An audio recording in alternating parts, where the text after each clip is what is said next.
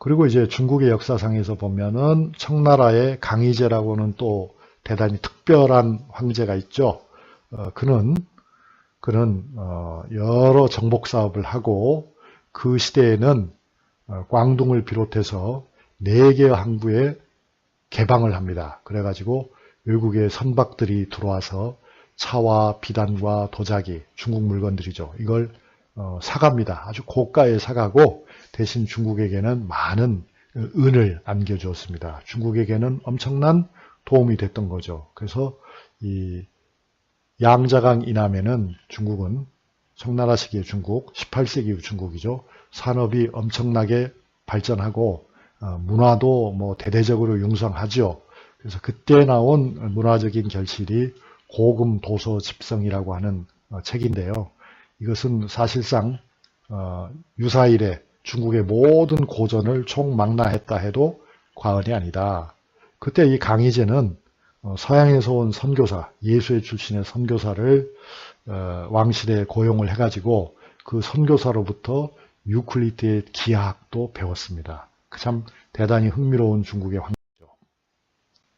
사고정서는 이렇게 쭉 쌓아놓으면 이렇게 큰 분량입니다.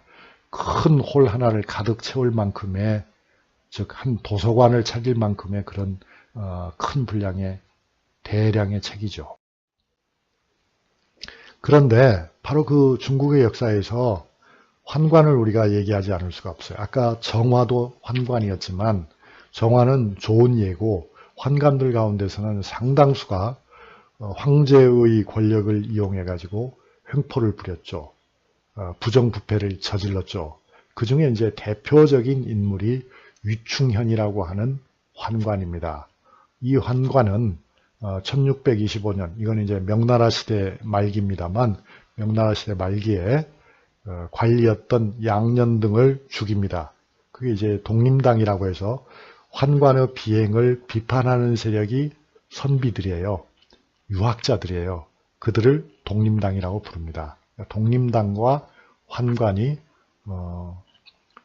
당쟁을 벌이는 것이 바로 명나라 시대의 특징이었습니다. 그런데 누구 힘이 더 강했을까요? 환관의 힘이 당연히 강했죠. 왜냐하면 환관은 황제의 최측근들이었으니까요. 그것이 이제 중국사의 한 비극인 것입니다. 이게 이제 위충현의 초상이고요. 또 그 환관은 그러니까 선비들과 계속 싸움을 벌이는데 또 다른 파트너가 누구였냐면 상대역이 장거정이라고 하는 대단히 훌륭한 재상이었죠. 장거정은 명나라의 개혁정치가였어요. 송나라의 개혁정치가는 아까 왕안석이 있었잖아요. 그런데 명나라에는 장거정이라고 하는 또 재상이 있어가지고 중국 사회를 다시 부강하게 만들고 있었는데, 그런데 결국 환관과의 싸움에서 집니다. 그리고는 명나라는 망하게 되는 거죠. 그러니까 중국의 역대 왕조가 망하는 데는 항상 뭐가 있었다? 환관이 있었다. 그 환관이라고 하는 것은 결국 황제에 기생하는 그런 사람들인데 그 숫자가 어마어마하게 많아요. 그게 1, 2천 명이 아니라 수만 명이나 됩니다. 장거정은 초상을 보면 이러고요. 그 환관들이 어마어마하게 숫자가 많다는 것은 대궐 안에만 환관이 있는 것이 아니고 환관이 중국 전체의 정보망을 형성했어요.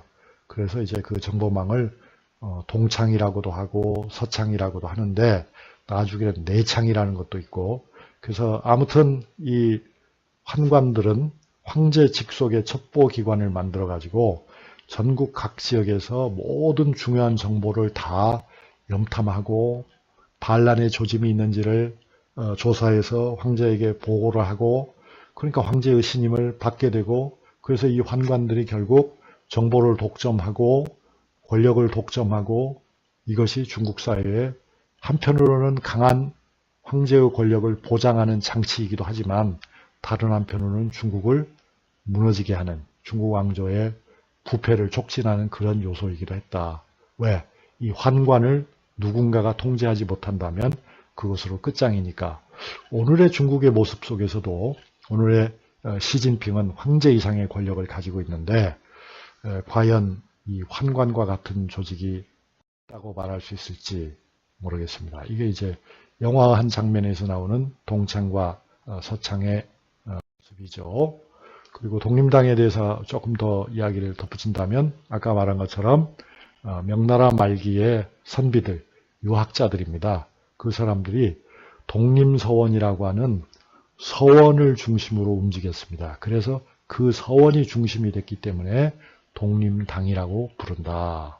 그리고 이제 환관과 장거정의 대립, 환관과 환관 유충현과의 대립, 이런 것들이 결국 중국 명나라 역사의 분기점이 되었다 하는 점을 앞에서도 잠깐 말씀드렸죠. 이게 이제 독림서원의 모습이죠.